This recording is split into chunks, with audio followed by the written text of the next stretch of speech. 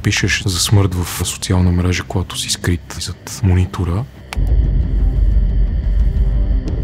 Друго е да дискутираш темата за смъртта, когато я виждаш с очите си, примерно както аз се видя в COVID отделението или в спешно отделение. Тогава, когато помириш смъртта, не си толкова смел. Нали ставаме сметка, че ние не сме първи само по смъртност по COVID. Ние сме си първи по смъртност много отдавна. Трябва да си кажем истината, защото ако не си кажем истината, па няма как да продължим напред. Ти казваш една истина, след което казваш втора истина, след което казваш трета истина и от това нищо не следва. Накрая остава единствено удовлетворението, че като погледнеш назад във времето, все пак истините са казани. И може би ще дойде момент, в който това ще има значение.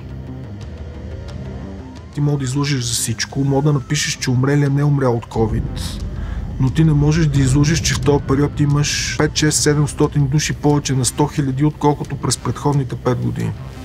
И ние сме на второ място в света след Перу. От този ден излезе на Джон Хопкинс изследване, че вече съм на първо място. Първо след нас.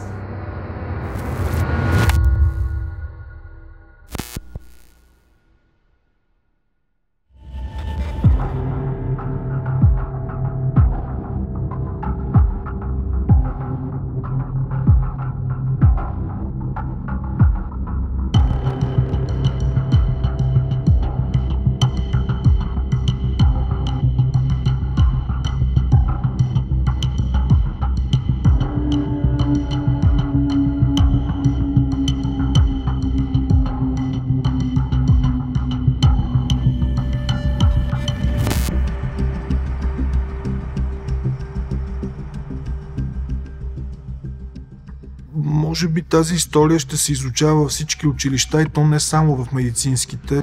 Ще се изучава в социолозите, ако щете, от журналистите. Аз по една или друга причина съм в постоянна комуникация с няколко от научните медицински дружества и постоянно си говоря с топ клиницистите на България. Този тип топ клиницисти бяха много безпокойни, защото те всички имат множество международни контакти. От това, което чуваха, нещата не бяха розови на много ранен етап.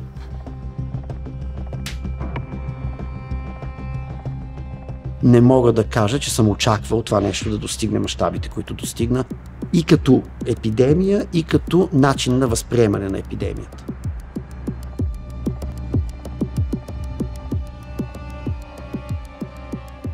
Когато почнаха първите новини от Китай, ми направи впечатление, че някои учени твърдят, че това наименование COVID-19 е подвеждащо, защото отвлича вниманието от SARS и първия му вариант, който беше открит преди години, което съответно измъква гарда навсякъде по света.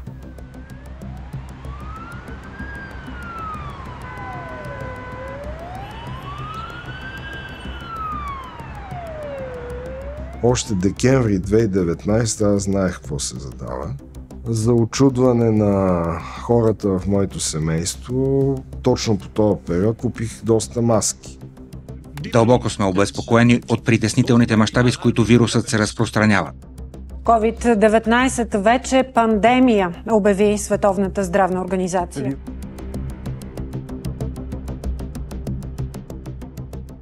В Европа разговора за COVID-19 в публичните медии достигна през януари. Тогава все още всички здравни власти в България бяха доста оптимистични, казаха спокойно, това няма да стигне до нас.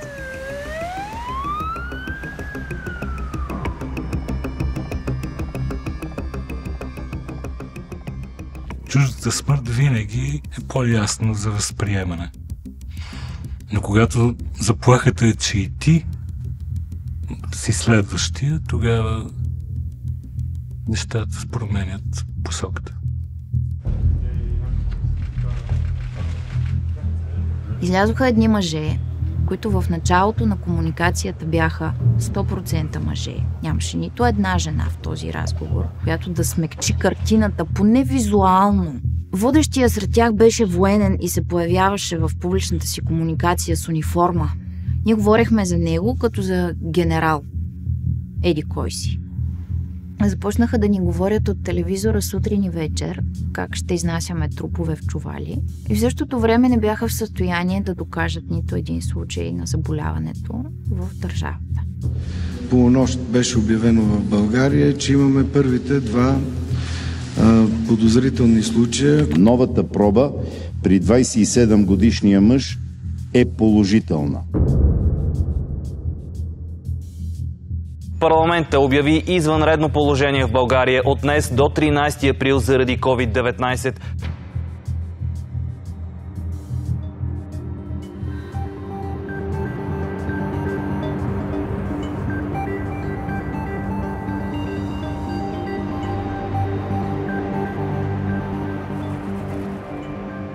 Трябваха ми, да кажем, 48 часа, в които да преработя факта, че това ми се случва и че то ми се случва точно в тази държава, в която хората не са свикнали да работят с наука. Голяма част от работещите медицина, особено в по-малките лечебни заведения, разчитат на дипломите си, взети в някакъв период от живота. Бях абсолютно убедена, че нашата държава няма потенциал да се справи с това предизвикателство.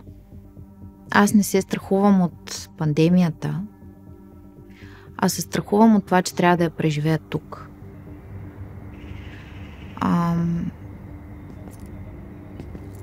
Аз работя журналистика от 18 годишна.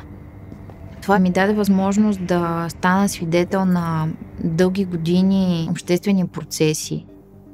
Напуснах медиите в края на 2016 година. Бях изгубила убеждението си, че работата ми в медиите има смисъл. Малко след средата на март 2020 информация на български нямаше никаква. Тогава се обадих на моя приятелка, която е лицензиран преводач, работи медицински превод от много години. И казах, човек, трябва да правим нещо. Тия хора са оставени на сляпо.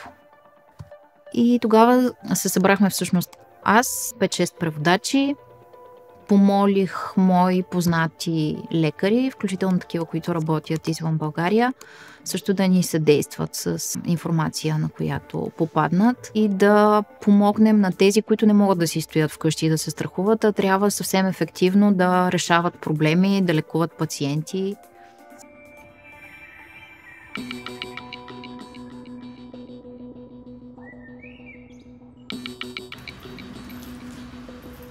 Аз ръководя лабораторията по клинична имунология на университетска болница Свети Иван Рилски. И основното, с което занимаваме, е диагностика.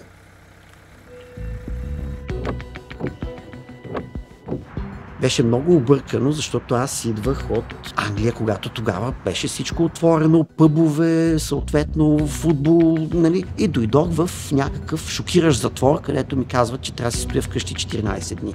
Научих сина ми да чете. Представете ли си каква скука е било? Приятели носиха едни пликове пълни с прословутата тоалетна хартия, с така доста алкохол, който консумирахме тогава с съпругата ми. То някакво да правиш на практика. Лично за мен и за мои приятели, това, че не можехме да спортуваме в един определен момент, беше свързано с консумация на гигантски количества алкохол. За мен най-неаргументираната мярка беше забраната за ходене в паркове и градинки и практикуването на спорт. Тя обаче беше според мен част от някакво по-голямо объркване, не просто българско. И тук, естествено, ние решихме да сме по-светци от папата и дайте да забраним всичко.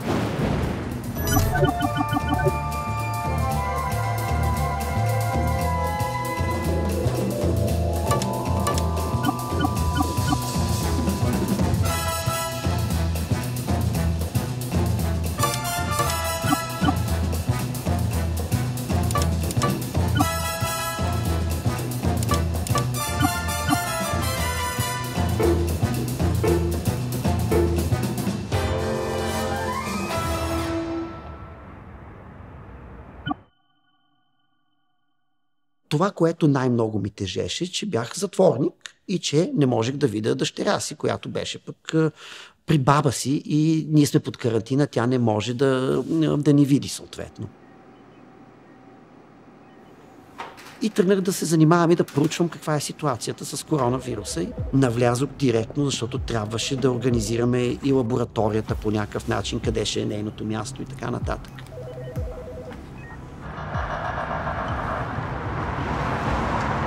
Постоянно обикаляха някакви полицейски коли и ето тогава осъзнах, че нещата са много сериозни. В смисъл, щом полицията ни следи дали сме си вкъщи или дали се събираме на групи, навън на чист въздух, значи този вирус наистина е много опасен.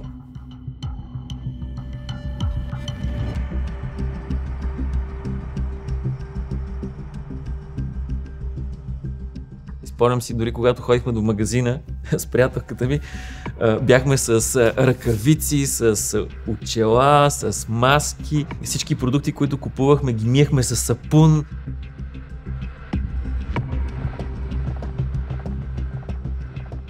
Никога не ме е било страх, че ще умра. Никога не ме е било страх, че ще се разболея. Никога. Единствено ме е било страх от икономическия крах на страната. Или от правния крах. Идеята да се появяват униформени военни, които да плашат, че всички ще измрат, това за мен беше много лош подход. Заложи се на едно единствено нещо, на страха.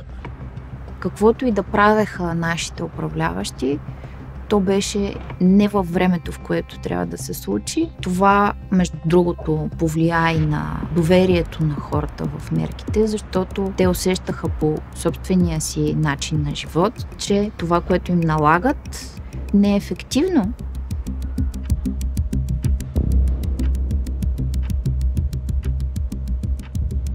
Тези неща доведоха до там, че всеки малко или много се спасява поединично. С жена ми, която беше бременна, си бяхме двамата изолирани вкъщи. Аз излизах само да пазарувам. С баща ми ходихме да търсим отворените пазари. Месеци наред не се бяхме виждали изобщо с тях. Реално се виждах с него само когато отивахме до пазара. След това още повече ни ограничиха. Сложиха КПП-та на определени населени места. Не можеше да се излиза.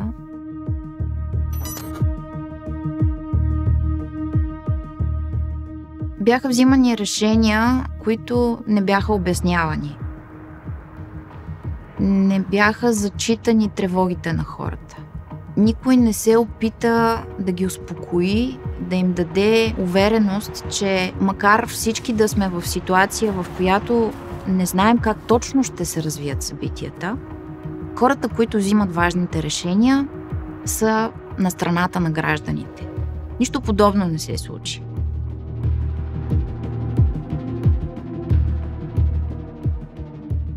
Аз съм длъжен да кажа това, което съм видял и знам. Да не се налага да правим тежки избори, кой ще умре и кой ще живее, защото нямаме апарати. По какъв начин ще го кажа, как ще изглеждам с черната униформа? Вижте, всякакви неща може да си говорим и да се заразите всичките и да не се виждаме следващата седмица в този състав. Тоест нямаше съчувствие, нямаше разбиране, емпатия, какво преживяват тия хора, които не знаят да са извън медицината. Това е стар проблем в медицината. Това не е от сега. Той сега лъсна по много категоричен начин. Тоест пациент е обект, а не е субект с негови преживявания, с негови потребности. И тези преживявания много често не се разпознават от медиците и това се случи в тази тъй наречена комуникация. Това, което някак си куцаше, беше координационния елемент и мъдрото взимане на решение. Не е възпитателно да има разединение по такива теми, защото хората са разумни, когато нещо се обясни. В същото време дойде Великден и отвориха църквите и едни хора ходиха и целуваха икони един след друг.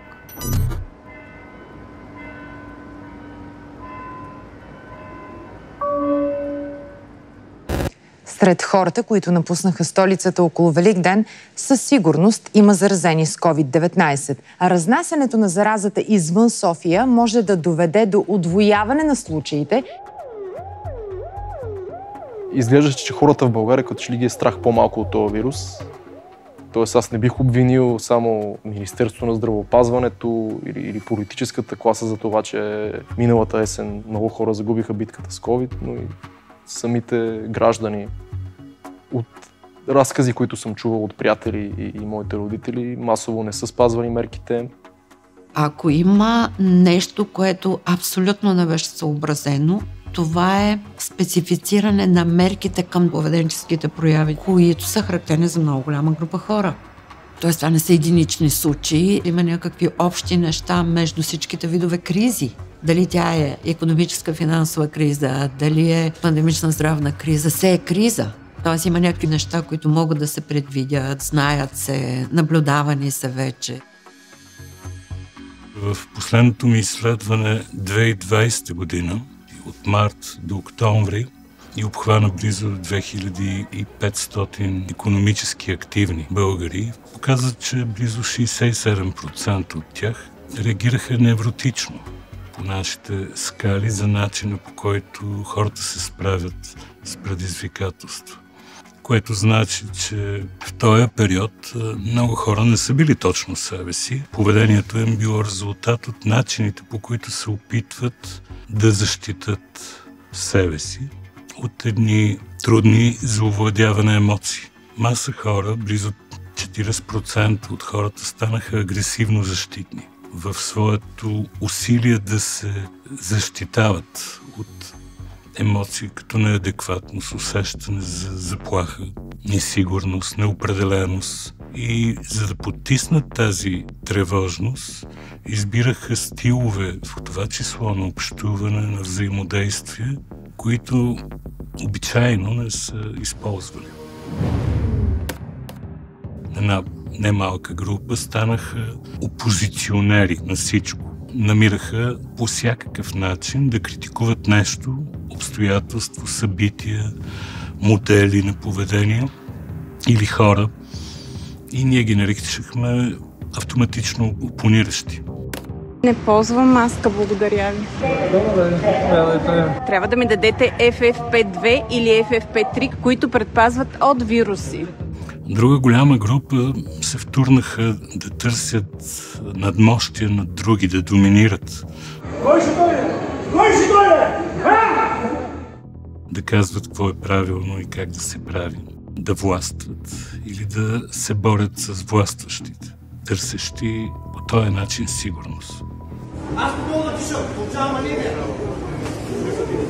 Има и една голяма група перфекционисти, които поставиха себе си най-близките до тях хора и групи под едни постоянно нарастващи изисквания и очаквания.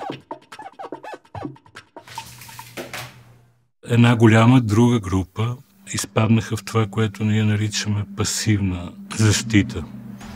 Отчуждение, затваряне, самоизолация, включително и следване на обяснителни и утешителни модели, които нямат нищо общо с фактите и не почиват на проверка на действителността.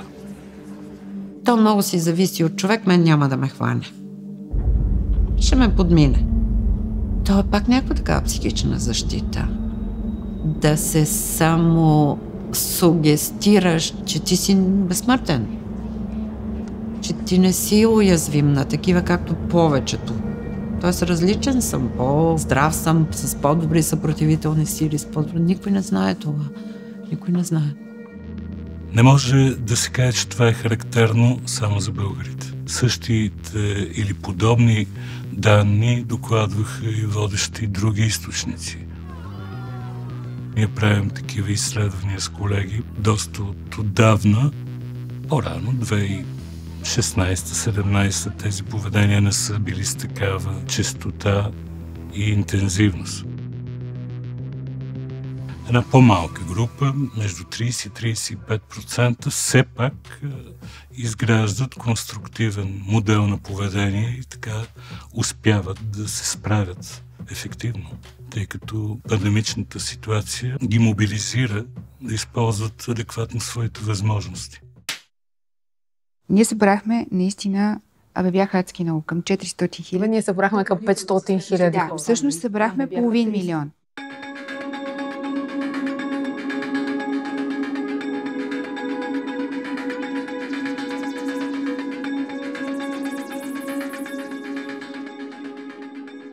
кампания, която трите направихме за Александровска болница.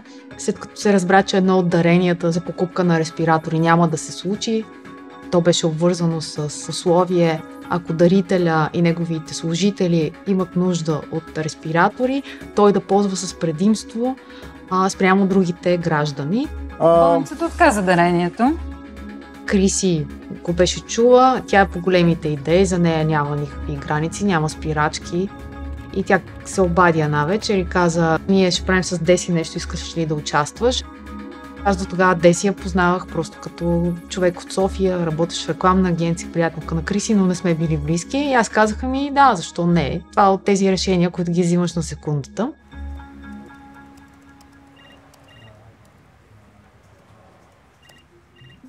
Аз от 20 няколко години съм в сферата на комуникациите, от страна на рекламните пиар, комуникационни агенции. Как събрахме тези пари? Ние нямаме свръхсили. Единствената причина, поради която тези пари се събраха 7 часа, е направихме си усилието да говорим с всички медии, които считаме за необходимо. Обобщение с величава. Веднага след успешната кампания, която беше изключително много отразена в медиите, започнаха да ни търсят различни болници от различни краища на България, които бяха в тотален ступор, не знаеха какво да правят. Те нямаха маски, лекарите не бяха защитени и съответно в паниката си те се обаждаха на нас и ни молиха за подкрепа и за помощ. Което пък тогава ни накара да се свържем с щаба и да отидем да видим по какъв начин можем да помогнем в тази ситуация.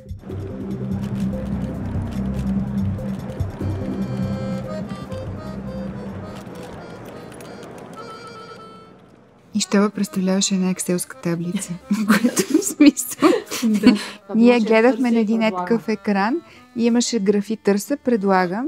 Обаче те не се срещаха, в смисъл нямаше, не беше изградена инфраструктурата, така че търси и предлагам да съвпадне.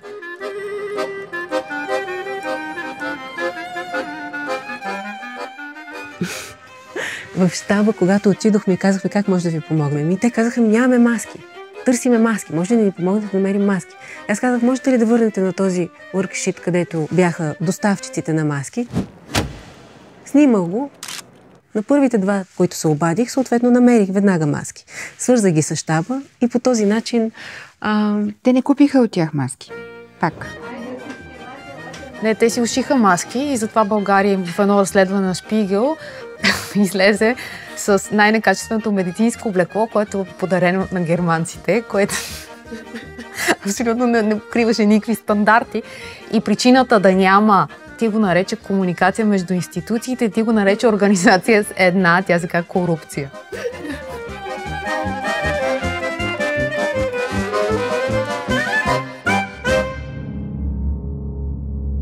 Едно от най-важните неща да се направят е да се изградят потоци и платформа, чрез която държавата да комуникира с всички замесени в тази криза, сред които важна част бяха лекарите и болниците. Критична ситуация във Видин заради многото заразени с коронавирус медици и болницата в града спешно търси помощ от доброволци. Видин беше изключително показателен пример как държавата не съществува всъщност. Да, Видин болницата, изведнъж всички лекари се заразиха. Това беше първата болница, която падна жертва. Те останаха без лекари. Пак питам, има ли медицински персонал в COVID-отделението? Няма. Доколкото знаем, тира с маските и предпазните средства пристига във Видин и Пента казва: ама на нас не ни трябва, пътувайте към Варна. И ги пренасочва към Варна, без да свали нито един кашон с предпазни средства. А това е защото кмета бламира областния управител, понеже са от различни политически сили. Така, в резултат на което всички лекари работят без никакви предпазни средства. И сестрата на един от хирурзите се свързва с нас и започва да плаче по телефона. И започва да ми разказва историята на своя брат. Той 10 години се опитва да има дете.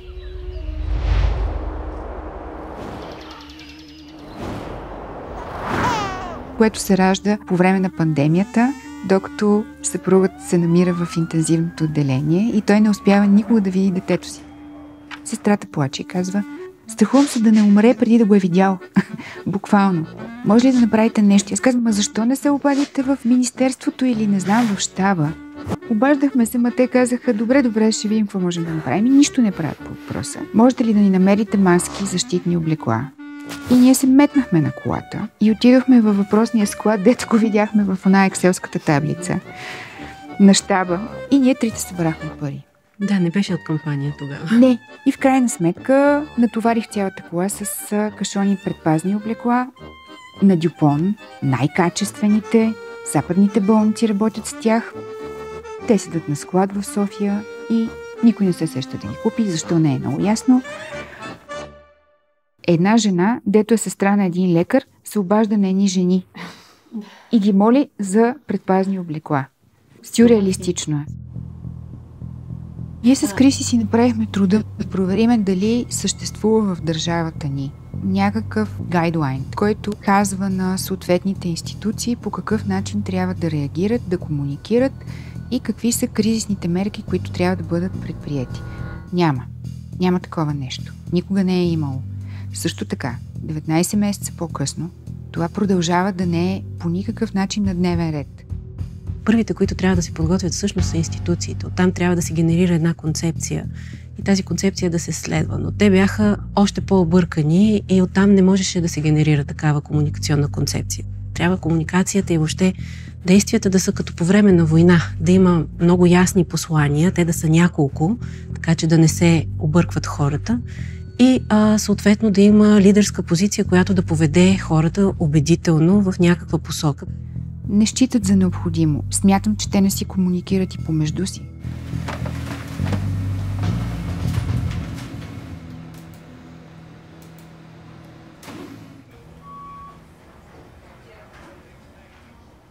Първоначално по отношение на терапията цареше хаос.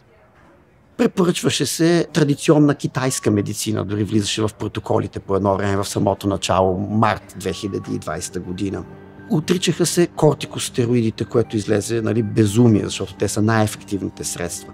Аз написах една публикация за ивермектина, едно вещество, потискащо развитието на един вирус при концентрация, която е стотици пъти по-голяма от терапевтичните нива.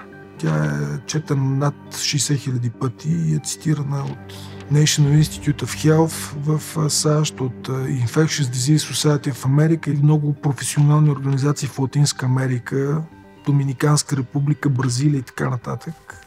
И когато е ясно доказано, че една терапия не е ефективна и ти видиш, че в България продължават прескрипциите да са такива, е хубаво да се взима отношение, защото българите не са заслужили да бъдат лекувани с неефективни, небезопасни терапии. Установих, че в крайна сметка това е медикаментът, който аз ще предпиша на собствената ми майка, за да може да бъде предпазена от коронавирусни инфекции. Хората, които са пили ивермектин, са 7% болни, в сравнение с 57% тези, които не са пили ивермектин. Мога да ви кажа, че аз лично съм се профилактирал 5 пъти с този препарат. Използвал съм го върху моето семейство, говоря върху съпругата ми, майка ми, дъщеря ми, върху всички мои близки и познати, които са ми се обаждали.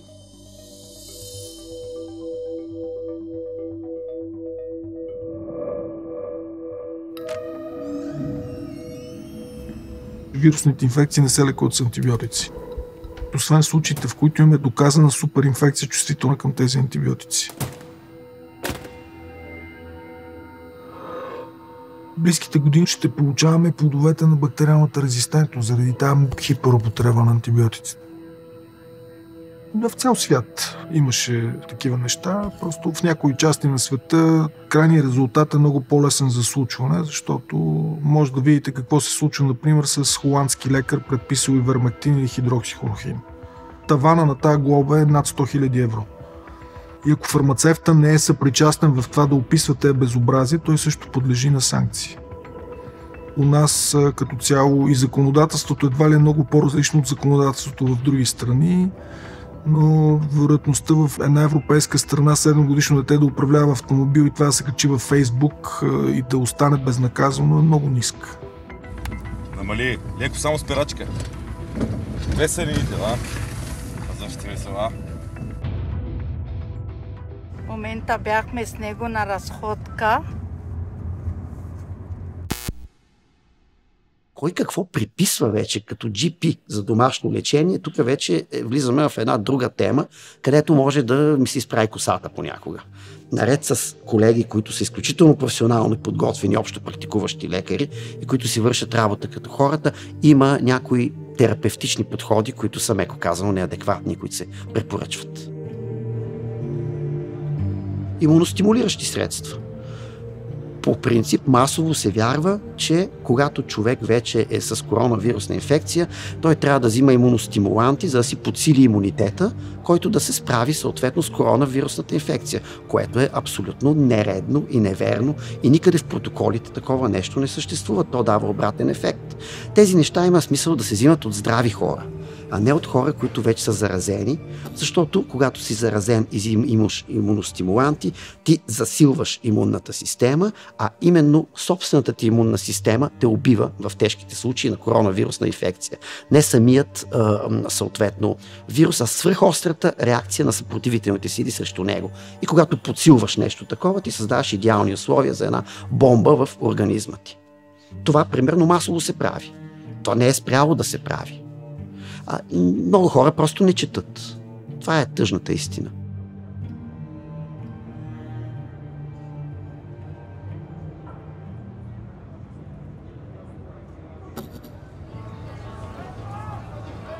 Има и една такава тенденция на българите да нарушават правилата и да не спазват законите поради ред причини, и сред които смятам, че са липсата на контрол от страна на достатъчен на държавата, включително и на тоталната липса на мотивация от страна на гражданите да се доверяват на системата.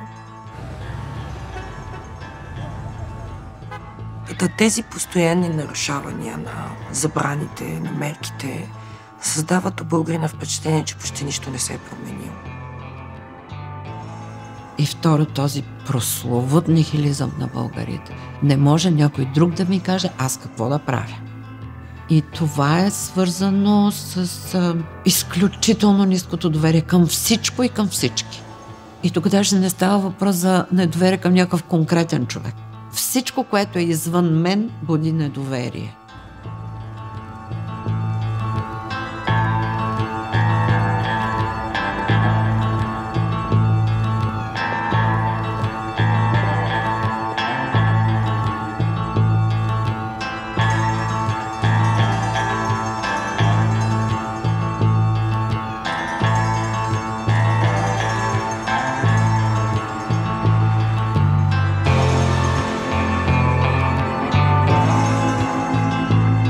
Тотално недоверие и към институции, и към учени, и към лекари, към всички. Нали, идеята е, че някой по някакъв начин иска да те използва или да ти навреди. И той по правило или е взел пари за тази работа, или служи на някаква кауза, която цели глобален контрол или нещо подобно.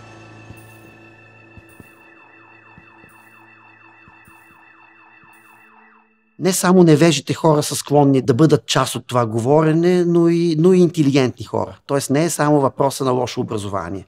Въпроса на недоверието е свързан с всички, според мен. Що се отнася до доверието, което имаме към здравната система, не познавам жив човек, който да има доверие към здравната система. Няма такъв. Напротив, ние сме сигурни, че здравната система ще ни провали. Ние сме сигурни. И единственият начин да избегнем удара на здравната система по нас е да познаваме лично лекар. Лафът "имам човек" е смешен до момента, до който не разбереш какво стои зад него.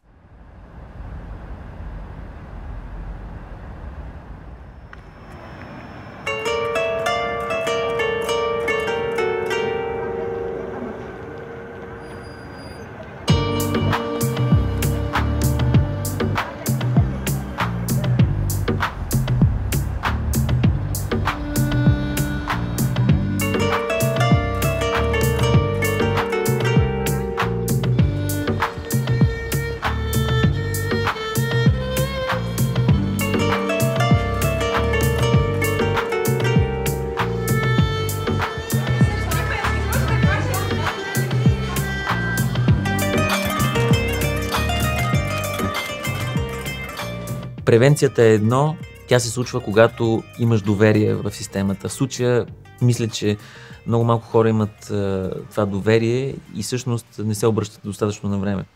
А от това всъщност в България, за съжаление, живееме с 10 години по-малко спрямо останалите държави в Европейския съюз.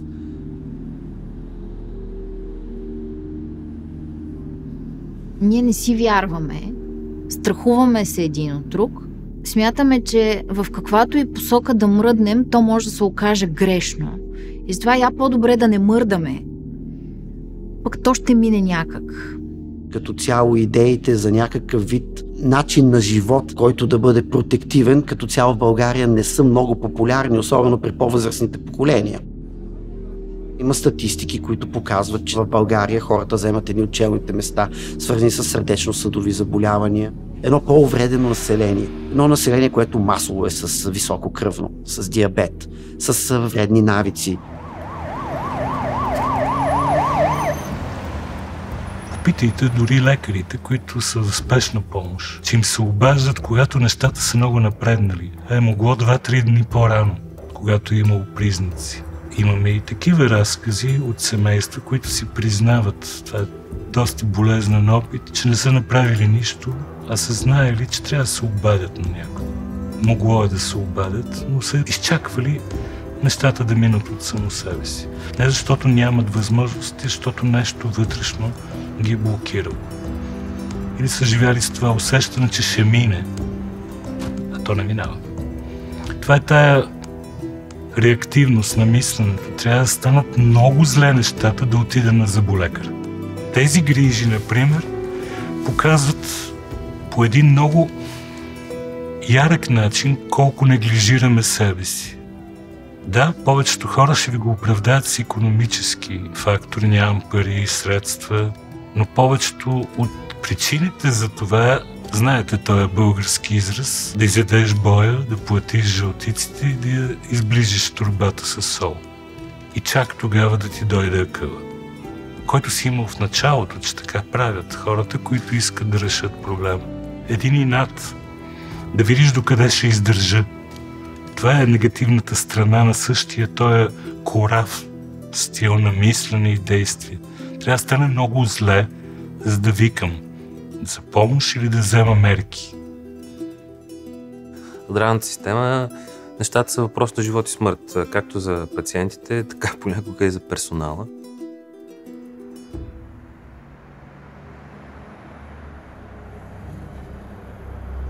Горе-долу по едно и също време в Германия и България някъде в началото на този век се въведе една и съща система, а именно болниците станаха търговски дружества, клинични пътеки. Резултатът от цялата тази работа беше, че така наречените по-губещи клинични пътеки от типа на детски болести, от типа на инфекциозни болести и така нататък останаха в рамките на държавните и общинските болници. Разбира се, попечелившите клинични пътеки накацаха поредица от частни болници, които започнаха да изсмукват целият финансов ресурс на здравните каси. Бизнес аспекта по някакъв начин трябва да бъде намален. Някои форми на контакт с фармацевтичните компании, някои откровенно рушветчийски практики. Това също е нещо, което е редно по някакъв начин да бъде лимитирано, ограничено и така нататък. Аз съм кинорежисьор. Оттам насетне аз съм завършил първо медицина, покрай този документален филм, който снимахме последните година и половина за проблемите с донорството. Доста време прекарах в болници, докато снимаме. Бях шокиран, че около медицинска академия е пълно с езикови школи. Немски за медици, за студенти. Френски за медици, за студенти по медицина. Английски език за медицински сестри и така нататък. И си говорих с лекарите, това ми обясниха. Вика, една голяма част от нашите студенти, докато учат, непрекъснато посещават тия курсове, завършват медицина, взимат си дипломата, взимат си и шапката и заминават. тук остана по-възрастно поколение или такива, които са малко по-комерциално ориентирани, които основно се насочиха към частни болници. За жалост има и много читави, включително и млади лекари. Някои от тях са на ръба вече да не издържат, защото положението е доста тежко за тях. Държавната политика изисква от време на време да правиш едни рекапитулации, да видиш в кои медицински специалности има твърде много специалисти за една малка страна и в кои медицински специалности средната възраст е такава, че ти по биологични причини очакваш скоро тези хора да ги няма и да нямаш експертен потенциал.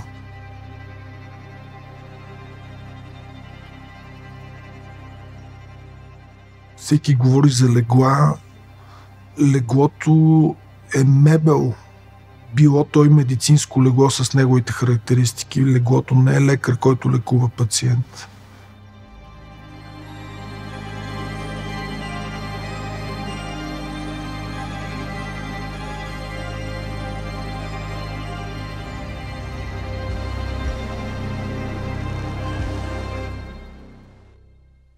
Когато нямаш хора, нямаш нищо.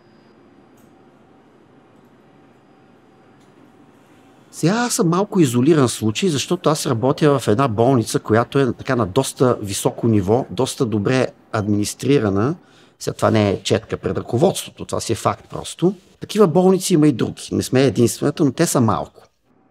Тия хора по някакъв начин трябва да бъдат привлечени, да искат да се занимават с това. Иначе времената, когато нямахме техника, минаха. Техника си имаме, хубава. Хората, които работят, са добре образовани, имат такъв, но просто избират други страни, където се чувстват по-комфортно и то не само финансово, а по принцип условията на работа са по-оптимални, да го кажем така. Когато човек решава да изнесе целия си живот някъде другаде, той жертва тези връзки, които понякога са изключително болезнени, с някаква причина. Тази причина рядко се измерва с 2000 евро. Изключително трудно е, особено за млади хора, които не желаят да се съгласят с статуквото, да се реализират. И всъщност този поколенчески конфликт, който изглежда като поколенчески отстрани, е по-скоро културен. Тук говорим за хора, които изповядват различно разбиране за това по какъв начин човек упражнява професията си. И ние говорим за лекарите, но всъщност това не се отнася само до лекарите. В твърде много сфери в нашата държава иерархичната структура е построена така, че носителите на промяната са лишени от възможност да се развиват.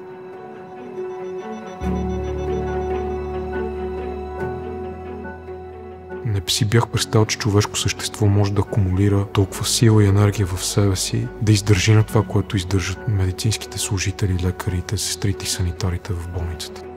Една смяна влиза, костюма, с който трябва да облекат и да работят над 12 часа. Стои 6 дена в COVID отделението почти без да почива изобщо. Нон-стоп на крак, без да можеш да се съблечеш, без да починеш, да обслужват хора, които сами не могат да си помогнат, дават лекарства, да сменят системи, ако имаш времето да се храниш, да преживяваш как хора си отиват в ръцете ти. След това всички ограничения паднаха изведнъж. За една седмица.